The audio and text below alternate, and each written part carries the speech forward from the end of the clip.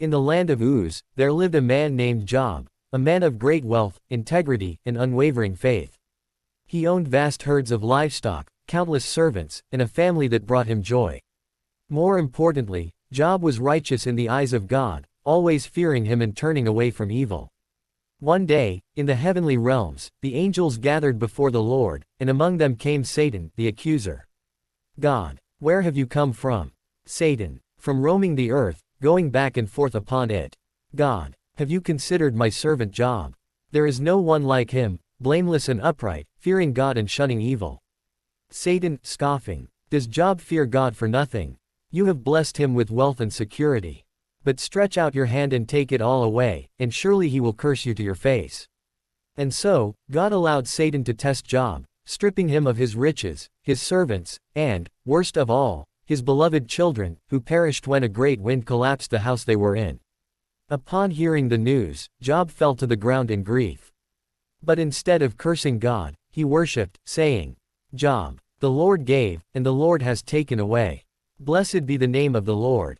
Satan, seeing Job's steadfastness, sought permission to afflict him further. This time, God allowed Satan to strike Job's health, but he was forbidden to take his life. Painful boils covered Job from head to toe. He sat in the ashes, scraping his sores with a broken piece of pottery. Even his wife, overwhelmed by suffering, said, Job's wife, are you still holding on to your integrity? Curse God and die. Job, shall we accept good from God and not trouble? Then came Job's 3 friends, Eliphaz, Bildad, and Zophar. For 7 days, they sat in silence, grieving with him. But when Job finally spoke, pouring out his anguish, his friends did not comfort him. Instead, they insisted that Job must have sinned, for surely God would not punish the innocent. They urged him to repent. But Job, though bewildered and heartbroken, maintained his innocence.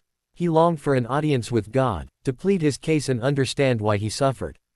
Then a 4th man, Elihu, rebuked both Job and his friends. He reminded them that God's wisdom is beyond human comprehension and that suffering may serve purposes beyond punishment. At last, God himself answered Job, speaking from the heart of a storm.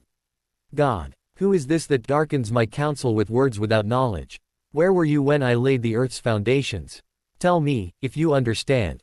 God revealed the vastness of his wisdom, showing Job that the mysteries of creation and divine justice are beyond human grasp. In awe and humility, Job replied, I spoke of things I did not understand, things too wonderful for me to know. My ears had heard of you, but now my eyes have seen you. Therefore, I repent in dust and ashes. God then turned to Job's friends and rebuked them for their misguided counsel. He instructed them to offer sacrifices and have Job pray for them. Only then would he forgive them. Because of Job's faithfulness, God restored his fortunes, blessing him with twice as much as before. His herds flourished once more, and he was given new sons and daughters, daughters of great beauty. Job lived to see 4 generations of his family, full of days and prosperity. And so, through suffering and restoration, his faith remained unshaken.